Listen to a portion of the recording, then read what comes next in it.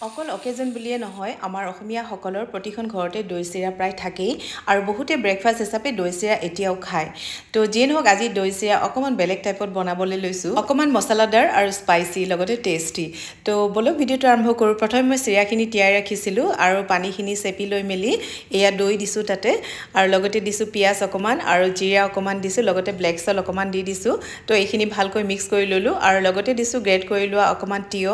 তো এইখিনিও ভালকৈ মিক্স কৰি ললোঁ আৰু তেনেকৈ মিক্স কৰাৰ পিছত এতিয়া মই তড়কা পেন এটাত তড়কা দিবৰ বাবে ৰেডি কৰিছোঁ ইয়াতে দিছোঁ নৰসিংহ পাত আৰু লগতে বাদাম বগা সৰিয়হ অকমান শুকান জলকীয়া আৰু অকল কালাৰৰ বাবে দিছোঁ ইয়াতে অকমান জলকীয়া গুড়ি তো এইখিনি দি মেলি এতিয়া মই এয়া চিৰাখিনিৰ ওপৰত ঢালি দি দিলোঁ আৰু এয়া হৈ গ'ল তড়কা দিয়া তো তেনেকৈ এয়া ৰেডি হৈ গ'ল এতিয়া মোৰ মছলাদাৰ স্পাইচি টেষ্টি চিৰাৰ এটা ৰেচিপি তো এনেকৈ খায়ো ভাল লাগে এবাৰ ট্ৰাই কৰি চাব পাৰে কিন্তু